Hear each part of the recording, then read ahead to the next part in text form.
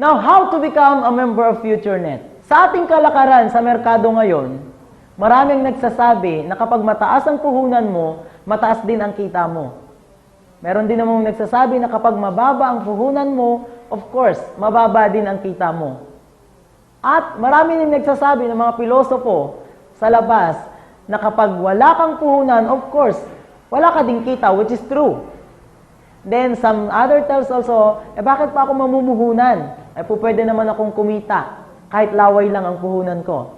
Then, kapag laway ang puhunan mo, laway din ang babalik sa'yo. Which is panigurado naman po na ayaw nating mangyari. Sa FutureNet Credit Cooperative, very minimal lang po ang ating membership, which is 1,500 pesos. For your 1,500 pesos as a membership to our cooperative, the gates and the door of opportunity will be open wide to you. Now, para saan po yung 1,500? Unang-una, kasali na po tayo sa FutureNet Marketing Association of the Philippines. Why do we need to be a member of an association? Because we are operating Luzon, Visayas, and Mindanao. Otherwise, we are also benefited to our social fund.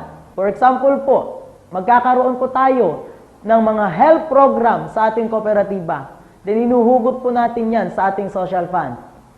We have also our insurance and we have also our ID. Napakahalaga po ng insurance sa buhay ng isang tao. Actually, we are not talking regarding death.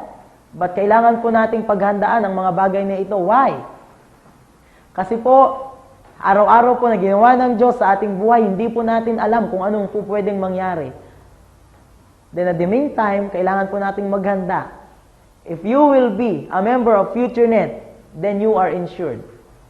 What's next? We have also our FutureNet incentive programs na kung saan, pagka-member mo, pwede mo nang ma-avail o kasali ka na sa lahat ng incentive program ng FutureNet.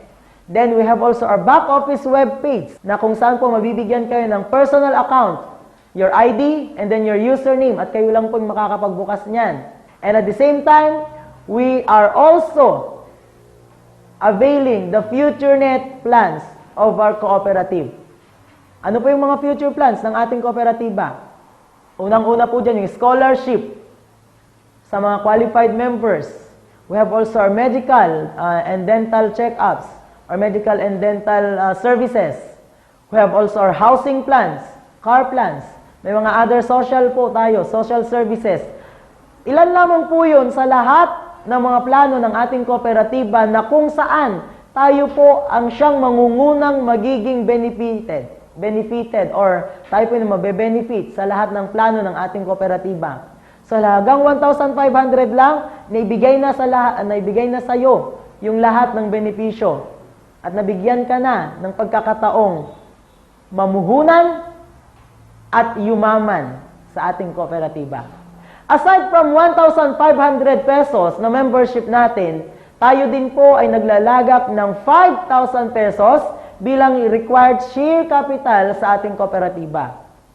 Huwag po tayong mag-alala sapagkat ito po ay hindi natin babayaran ng buo.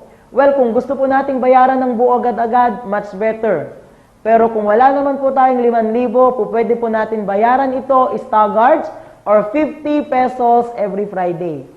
Now, kapag nabuo po natin yung 5,000 pesos na share capital natin sa ating kooperatiba, mabibigyan po tayo ng share certificate.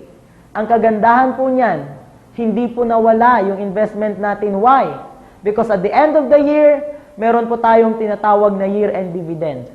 Just like having your sari-sari store. Bakit ka nag-i-invest sa sari-sari store? Kasi alam mo na may babalik sa'yo. Unang-una, may tubo ka. Pero, ang disadvantage naman yan, nagpagod ka. Pangalawa, inutang ng mga lasinggero sa labas, yung iyong mga panindang alak. Plus may pulutan pa. Hindi na sila nagbayad. Nilipad ang puhunan mo, nilipad pati tubo mo. Pero dito sa ating kooperatiba, as long as you complete the 5,000 pesos as your share capital, you have your investment, at the end of the year, you have your year-end dividend kahit wala kang ginagawa. We could also accept our share certificate na patunay po na tayo na ay mayroong share sa ating kooperatiba. Aside from 5,000 na share capital natin, kailangan din po nating buuin yung 5,000 pesos as our savings. And that is our required savings. Para saan po yung 5,000? Ito po ay ginagamit ng ating kooperatiba sa lahat ng business o magandang negosyo na maiisip po ng ating samahan. Ang kagandahan po niyan, yung 5,000 pesos na savings natin, kumikita po tayo dyan ng 6% fixed interest per annum. So, hindi po tayo lugi, kumbaga. Tayo po ay kikita, tayo ay nag-invest, tayo na ay may pagkakataong umunlad at guminhawa sa buhay. Now, ito po yung ating Insurance Certificate of Cover. Ang pangalan po ng ating insurance is Philippine Fire and Marine Insurance Corporation, which is ito po ay naitatag noong 1969. So, masisiguro po natin na ito po ay subok na at matatag na insurance company. Ang ating pong coverage, 50,000 pesos for accidental death. We have also 50,000 pesos for what we call dismemberment. We have also 5,000 pesos for burial benefits and 5,000 pesos for accidental or hospitalization reimbursement. Yan po yung mga coverage ng ating insurance. Then aside from that, we are qualified sa ating pong tinatawag na health program ng ating kooperatiba. Unang-una po dyan yung natural death. For example po, namatay po tayo bilang kasapi ng kooperatiba, knock on wood. Hindi naman natin pinag-uusapan ang kamatayan, ano ho. Pero alam na alam po natin na ito ay darating sa ating buhay.